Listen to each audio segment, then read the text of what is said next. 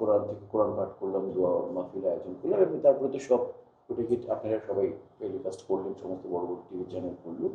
আমরা শিল্পী সমিতি তো এটাকে জানার পরই আমার মাথা খারাপ হয়ে যায়। তারপর রোজিনাপ আমি আগে জানতাম, 2 সপ্তাহ আগে জানতাম, রোজিনাপু আমাকে বলেছিলেন। বাট রোজিনাপু বলেছিলেন যে কাঞ্চন ভাই চাচ্ছেন এটা জানাতে মিডিয়াতে। আমি চুপ হয়ে গেলাম, আমি কাউকে বলিনি, আমার সমিতিকে বলিনি। যখন আপনাদের মাধ্যমে দেখলাম যে তারা জানিয়েছে, তখন আমি আমি জরুরি মিটিং কল করে তার জন্য দোয়া, কোরআন থেকে কোরআন পাঠ করলাম, দোয়া মাহফিল আয়োজন করলাম এবং তারপরে তো সব ওটাকে আপনারা সবাই টেলিকাস্ট করলেন, সমস্ত বড় বড় টিভি চ্যানেল করলো। পাশাপাশি গত শুক্রবারে আমি আবার শিল্পী সমিতি করেছিল, আমি মসজিদে গিয়ে আবার আমাদের এফডিসির মসজিদে এখানে দোয়া পড়িয়েছি। সবাই কাঞ্চন ভাইকে প্রচুর ভালোবাসেন। সাকিব খান ফোন করেছিল আমাকে, আমি সেটা কাঞ্চন ভাইয়ের কী অবস্থা, পরশু দিন।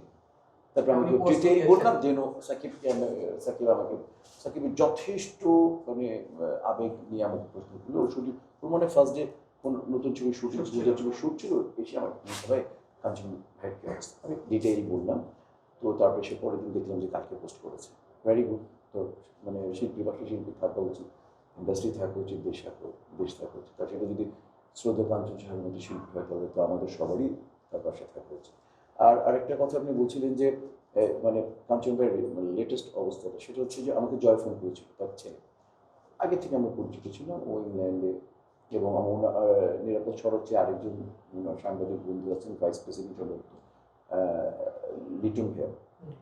তো উনিও ফোন করেছিলেন, বাট ছেলে ফোন করে বললো চাচা বাবার অপারেশন হয়েছে, অপারেশন হওয়ার পরে তবে স্পিকিং একটু প্রবলেম হয়, বাবা কথা বলতে চায় কিন্তু একটু কথা বলতে একটু কষ্ট হয়।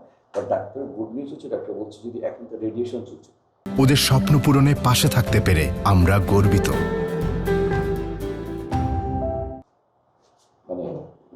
কেমোথেরাপি বা রেডিয়েশন চলছে, তো ওই এটা 1.5 মাস চলবে।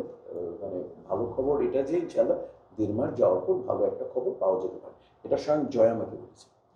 আর আমি আপনাদের মাধ্যমে একটা কথা বলতে চাই, এর মধ্যে কিছু কি বলবো গুজব যে কাঞ্চন ভাই মারা গেছেন, এটা সেটা, ও তার আগে আমাকে মেরে ফেলছিল, ওর আগেও আমাকে মেরে ফেলছিল।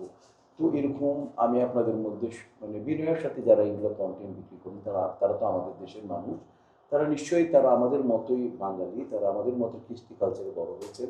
ভাই হয়তোবা আপনি অনেক মিশর সৌদাগর ইলিয়াস কাঞ্চন নাম দিয়ে অনেক ভিউ পেয়ে যাবেন, কিছু টাকা ইনকাম হবে, কিন্তু ভাই আমরা মোরালি খুব উইক হয়ে যাই।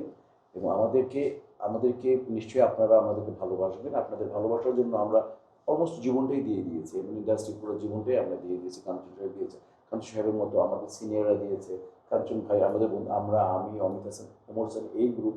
তো ভাইয়া এরকম শুধুমাত্র লাভের জন্য এভাবে করবেন না, নিজের নৈতিকতাকে বেচবেন না। এবং আমরা অনেক বেশি হার্ট হই, এবং আমাদেরকে আর আইনি ব্যবস্থা নিতে বাধ্য করবেন না। অনুরোধ রইল, কোনো শিল্পীকে বা কাউকে এইভাবে, কোনো সেলিব্রিটিকে এইভাবে আপনারা মৃত্যুর সংবাদটা অ্যাটলিস্ট না জেনে, শিল্পী সমিতি আছে, শিল্পী সমিতিকে ফোন করবেন, অন্য কোনো সমিতি গায়কের যারা সংস্থা তাদেরকে ফোন করবেন। কোনো শিল্পী বা কোনো মানুষকে বা কোনো সেলিব্রিটিকে অনুরোধ করবো আপনারা এভাবে গুজব, এত মৃত্যুর ব্যাপার নিয়ে গুজব ছড়াবেন না।